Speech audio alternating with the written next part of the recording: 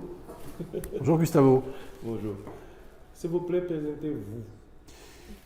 Écoutez, je suis Robert Barthou, je suis le président des Galeries Barthou, un groupe de galeries d'art, je dirais, contemporain au sens propre du terme, c'est-à-dire j'entends par contemporain d'artistes de notre temps. Vous savez que dans contemporain, on a tendance un peu à mettre tout et n'importe quoi.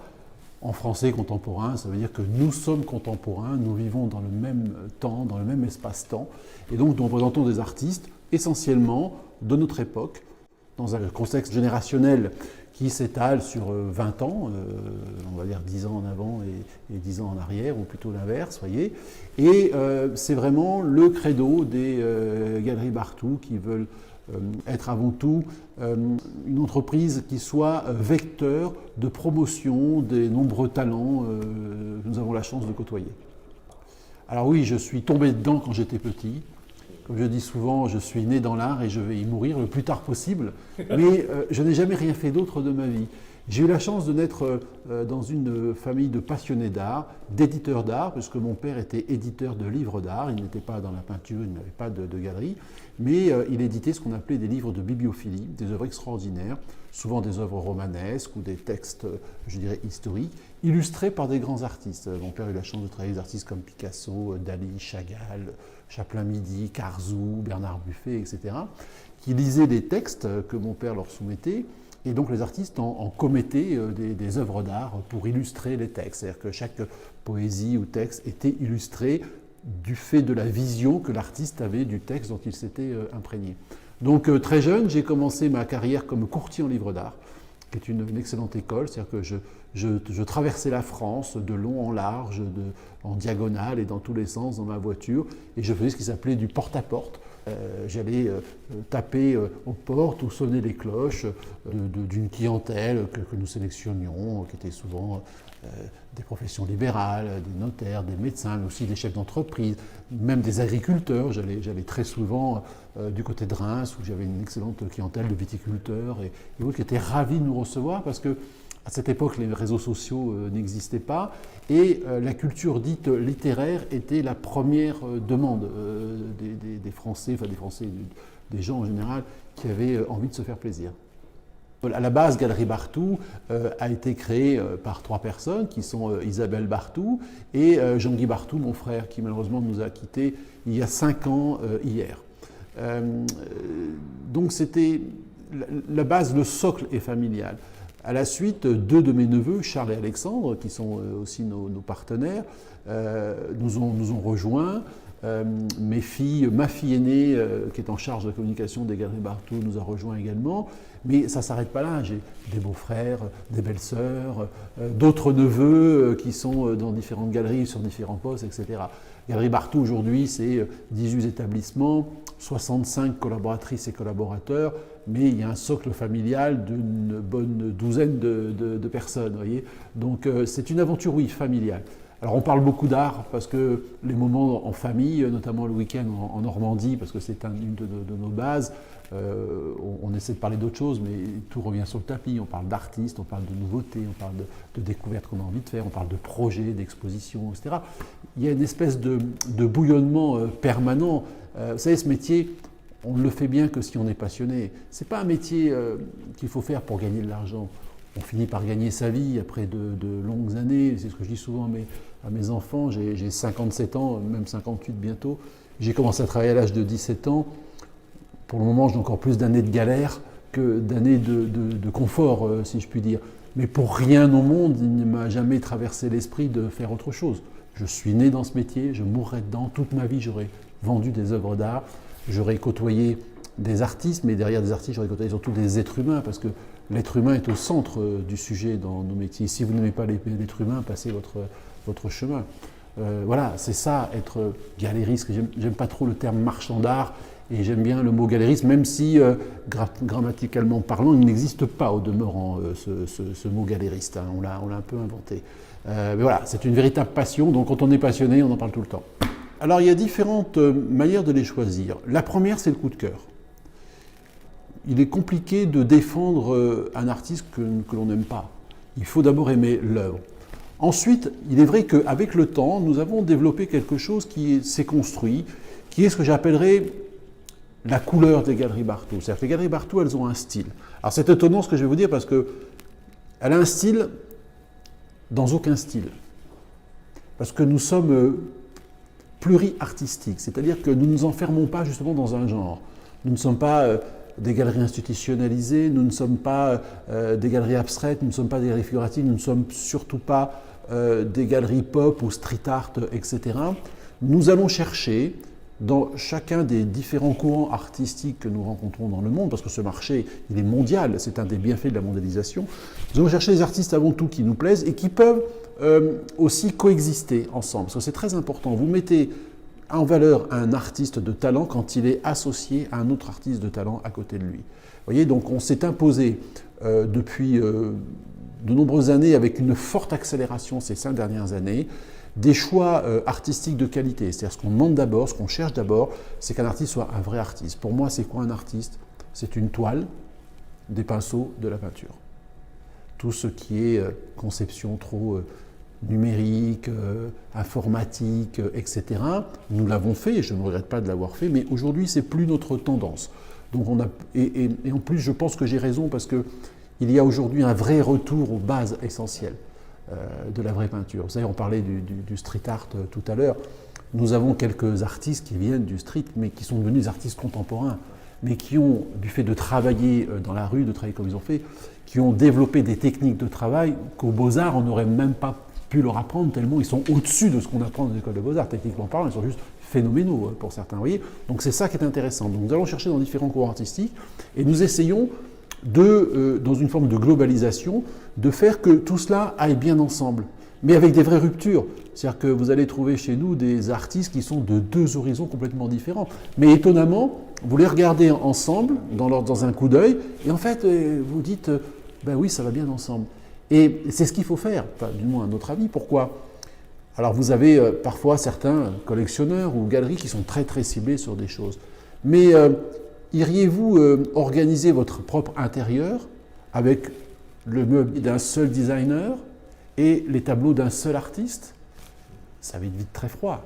Ce qui fait la différence entre nous, êtres humains, ce sont nos différences, physiques, intellectuelles, etc. Et bien en art, c'est la même chose. Si vous mettez que des tableaux bleus parce que vous aimez le bleu, ok, c'est joli, mais au bout d'un moment, qu'est-ce qui va différencier ce bleu de celui-ci? Ça se met pas. Oui, mais c'est pas ça, c'est que ça ne se met pas en valeur.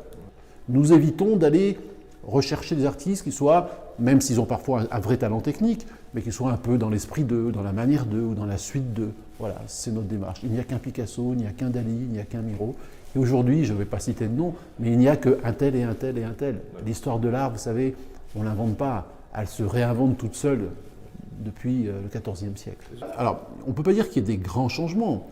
Il y a des changements, ou plutôt il y a des évolutions dans la façon de vendre de l'art. Jusqu'à l'avant-Covid, si je puis dire, il fallait une présence, il fallait des galeries d'art, il fallait être aux emplacements, aux bons endroits, etc., ou faire des grands salons et autres pour que les gens viennent à vous. Cette période de Covid a fait que, effectivement, il y a une grande incapacité aux gens de se déplacer, de voyager, etc. Donc on ne peut plus aujourd'hui, un client américain ne peut plus venir visiter notre galerie ici, et un client européen ne peut plus aller, même à Londres, c'est compliqué pour y aller, vous voyez. Bizarrement, durant l'année que nous avons passée, parce qu'on est vraiment à un peu plus de 12 mois, le Covid a commencé en mars 2020, nous sommes au mois de mai, dans quelques jours, 2021, on a bouclé une année où, si vous regardez bien, sur ces 12 mois, je pense que tout le monde a été fermé à peu près 6 mois. Vous voyez, donc, en réalité, je ne vais pas vous parler de chiffres, mais en réalité, notre volume de vente n'a quasiment pas bougé. C'est-à-dire que les ventes physiques que nous ne faisons pas ici actuellement, nous les faisons en non présentiel. Chez Galeries Barthoud, c'est 50% de notre chiffre d'affaires en non présentiel. C'est juste incroyable. Et nous avons, et je suis très fier de mes équipes pour cela, nous avons dès le mois de mars l'année dernière réagi très très vite. Organisation de vernissage virtuel, des shows vraiment reliés à la fois sur nos réseaux à nous, mais sur les réseaux sociaux et autres, des interviews d'artistes, des très beaux catalogues, la galerie virtuelle. Nous avons créé une galerie virtuelle Barthoud, où moi qui ne suis pas un grand, c'est pas trop ma génération, donc je ne suis pas un grand spécialiste de la manipulation des médias, etc. Même moi j'y arrive. C'est-à-dire, je vais avec mon iPhone dans ma galerie virtuelle, je fais tourner les petites flèches, je zoome sur les tableaux, tout, c'est juste extraordinaire. Donc on a très très bien travaillé. Et c'est quelque chose qui a changé effectivement la donne, c'est-à-dire que Actuellement, je fais des FaceTime avec des artistes au Brésil. Je pense à mon ami Cobra, on discute en FaceTime. Mes collaboratrices, mes créateurs font des ventes avec l'iPhone et la caméra branchée pour montrer le tableau à un client qui est à l'autre bout du monde, etc. Et ça fonctionne très très bien. Ce Covid a bousculé les choses. Ce qui aurait dû se faire, je pense, naturellement dans les 3 à 5 ans, c'est fait en 1 an. Voilà. Donc, en accélération. Voilà. Et la grande question de demain va être comment nous allons travailler. Je pense pour ma part, et c'est ma génération, qu'on a besoin de lieux physiques pour présenter les œuvres d'art. Pour moi, une œuvre d'art, elle est avant tout facteur d'émotion. Pour moi, l'art, c'est comme l'amour. Vous rentrez en amour comme vous rentrez en art. Je pense qu'il y aura toujours besoin d'endroits physiques, d'emplacements physiques.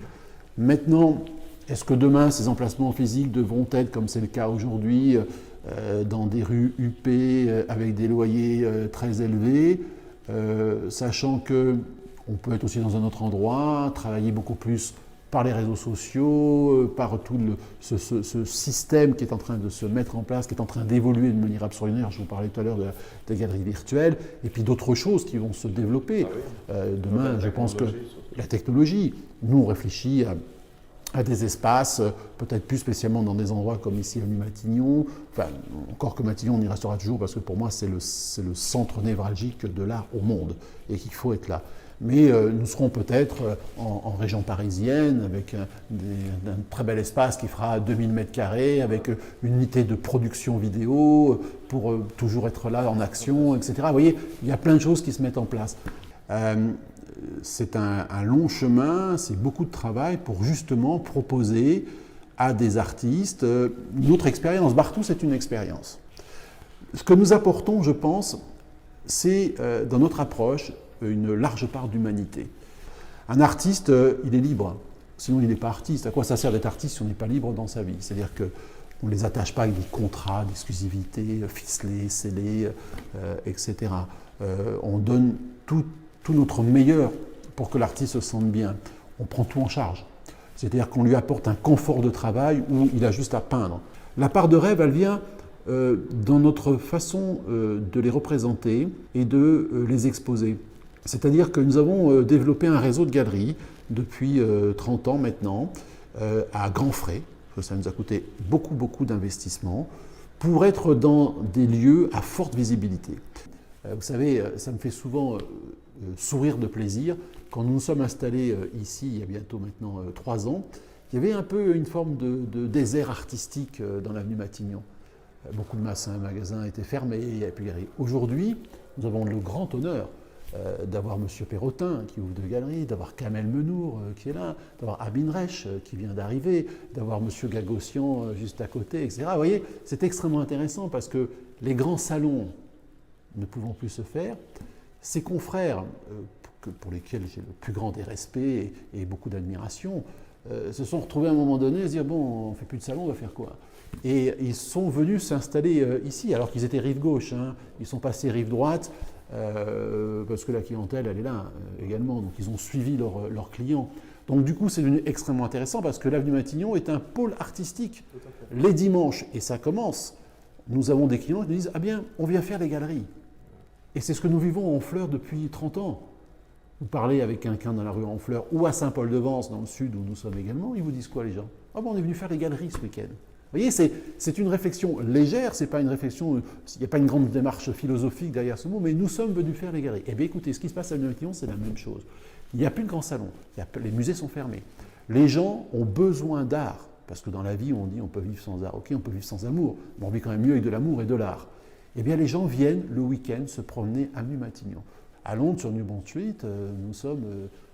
il y a 3 galeries accolées à nous et un peu plus bas, vous avez encore 3, 4, 5 galeries, il y a 10 galeries, 15 galeries et tout le monde est très content d'être là. Et les gens font les galeries le samedi, c'est pareil. Ils vont chez Barthou, ils vont chez un tel et un tel et un tel et un tel. Ensuite, ils se laissent tenter ou pas. Donc c'est ça que la part de rêve que nous pouvons apporter à un artiste, c'est qu'en travaillant avec nous, il va se retrouver exposé par magie, immédiatement, dans 5 ou 6 lieux où il faut être. Vous ne pouvez pas aujourd'hui, vous voulez faire une carrière d'artiste international, vous ne pouvez pas ne pas être à New York, vous ne pouvez pas ne pas être à Londres, vous ne pouvez pas ne pas être à Miami, vous ne pouvez pas ne pas être à Paris. Monaco. Monaco est une place aussi extraordinaire. Je ne parle pas de Cannes, Saint-Paul-de-Vence, Honfleur, mais voilà, ça fait 8 ou 9 sites. L'hiver, quand c'est calme ici, nous sommes à Megève et nous sommes à Courchevel. C'est la même chose, nous avons tout simplement suivi nos clients. Nos clients sont contents de nous retrouver. Quand vous avez fait une journée de ski, le soir, tout est fermé à 17h au niveau des remontées mécaniques, etc. Quoi de plus agréable que d'aller se promener, de faire les boutiques et de faire les galeries d'art. Oui, les gens en plus sont détendus, ils sont sortis de leur quotidien, ils sont prédisposés humainement, moralement à se laisser tenter. C'est clair. C'est ça Galerie Barthaud. Écoutez, Barthaud demain est en train de se préparer aujourd'hui. Nous avons déjà enclenché un mouvement qui tend aujourd'hui à devenir vraiment, je souhaite, c'est mon rêve, faire partie des acteurs principaux de ce marché de l'art tel qu'il se dessine. Je trouve que notre période est absolument une période incroyable. Je n'ai jamais vu autant de talent qu'il y en a aujourd'hui.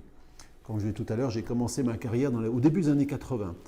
Et aux années 80, il y avait des artistes qui marchaient extrêmement bien, mais si je vous les cite, vous n'allez même pas vous rappeler, vous ne les connaissez pas. Il y avait le marché japonais, Caspire, etc. Je pense que de cette époque, à part Bernard Buffet et quelques autres, si je vous parle de Priking, de Karzou et tous ces artistes immenses, la plupart des gens ne savent même pas qui c'est. Et je ne parle même pas des Toffoli, des Vesbuche, des Braillère, etc., qui étaient des artistes, mais mon Dieu, qui vendaient, ils ne produisaient pas assez par rapport à leur capacité de vente. Pourquoi? Parce que c'était des artistes purement et essentiellement décoratifs. Ce qu'ils faisaient était certes sympathique, mais il n'y avait pas de démarche intellectuelle, humaine par rapport à cela. Ensuite, on est entré dans une forme de conflit. Pendant très longtemps, d'ailleurs on continue aujourd'hui, on se dit « Ah, c'est joli ». Et ce joli, ça veut dire « Ok, c'est joli, mais c'est pas intéressant ». Ce qui est un non-sens. Nous sommes dans une époque où nous faisons tous attention à l'esthétique. Le design n'a jamais été aussi présent, etc. Tout doit être carré, parfait, etc. Et l'art, pour certains, ne devrait pas profiter de ces canons de beauté de notre époque et devrait être ou choquant, ou noir, ou délirant, etc., pour être accueilli à la FIAC ou dans d'autres salons prestigieux. Donc je pense que tout ça a changé et qu'aujourd'hui, la nouvelle génération d'artistes, ce sont des artistes qui sont extrêmement pointus techniquement parlant, qui sont vraiment très très bons, et en plus de ça, ont une vraie démarche intellectuelle, artistique, humaine. Il y a une génération d'artistes, je dirais à l'échelle mondiale, on peut compter une vingtaine ou une trentaine d'artistes qui ont un talent incroyable, qui se vendent aujourd'hui très très bien, mais qui sont vraiment en train de monter. Et moi, j'y crois beaucoup. Et je suis très content de vivre cette époque-là. Et il y a quelques années, nous nous sommes lancés dans ce qu'on appelle le marché des masterpieces. Alors, on est allé en salle de vente, on a acheté un petit dessin de Picasso, une aquarelle de Miro, et ci et ça, machin.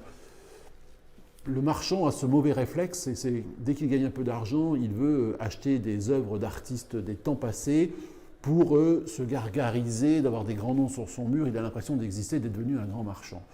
J'ai commencé à commettre ce début d'erreur. Mais j'en suis vite revenu parce que je me suis dit, mais qui je suis à côté de Durand-Ruel, de Canneveller, de Ambroise Vollard et j'en passe et des meilleurs. Qu'est-ce que je vais apporter au marché en mettant une œuvre de Miro ou de Picasso sur mon mur? Rien. C'est pas ça être galériste.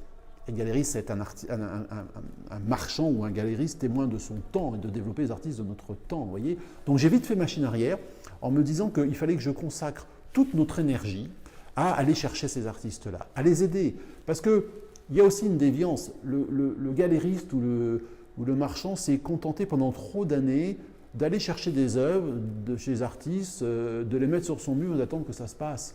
Les artistes donnaient des œuvres en dépôt-vente. Mon Dieu, vous n'avez pas un seul business, entre guillemets, au monde où on vous met en dépôt-vente. Demain, vous voulez monter un magasin de chaussures ou de vêtements, vous allez acheter votre stock, payer votre fonds de commerce, etc. Croyez-moi, c'est pas la même histoire. Chez nous, on a cette chance, c'est que les artistes nous donnent des œuvres en dépôt-vente. Bon, mais ça veut dire aussi qu'on ne se bouge pas trop et qu'on n'investisse pas. Nous, on a pris la chose à l'envers, on investit. On soutient nos artistes financièrement, et pas qu'un peu. On développe. On est capable d'emmener une exposition de 40-50 toiles au bout du monde. Ça coûte des fortunes. Un artiste, on prend souvent de jeunes artistes qui n'ont rien, on va les soutenir financièrement pendant 1 an, 2 ans avant de vendre le premier tableau. Vous Vous voyez, c'est ça, faire ce métier. Et aujourd'hui, il y a cette espèce de bouillonnement qui fait que nous sommes, plus qu'à l'aube, parce que ça a démarré, à un moment donné, un moment incroyable de l'histoire de l'art, j'en suis certain, et les Galeries Barthou préparent ça. C'est-à-dire que nous investissons massivement sur cette nouvelle génération d'artistes qui, demain, seront les grands artistes que nous avons qui viennent aujourd'hui des années passées. Regardez, vous êtes avenue Matignon, bon, alors vous ne l'avez pas vu parce que nous sommes fermés, mais chez nous, la porte est grande ouverte, il y a de la lumière, de la musique, il n'y a pas de gardien, il n'y a pas de sonnette. C'est un style Barthou. C'est-à-dire que chez nous, vous rentrez, vous regardez, si vous avez envie qu'on vous parle, on vous parle, si vous n'avez pas envie, vous regardez, vous êtes libre, vous rentrez, vous sortez. Vous voyez, c'est ça, une galerie d'art au XXIe siècle. C'est pas la porte fermée, la sonnette, pourquoi faire quoi? On présente de l'art. Ouvrez-vous, comme on ouvre son cœur. Super. Bon, mais merci beaucoup. Là, j'ai un grand souci parce que on est 34 minutes d'interview. Je sais, je parle trop. Là, c'est dingue. Et le truc, on ne va même pas, genre... Il va falloir tailler. Mais on ne va même pas tailler parce que c'est tellement intéressant que j'étais perdu là-dedans. Et maintenant, je pense qu'il faut faire d'autres parties, des épisodes. Voilà. Des épisodes, ouais.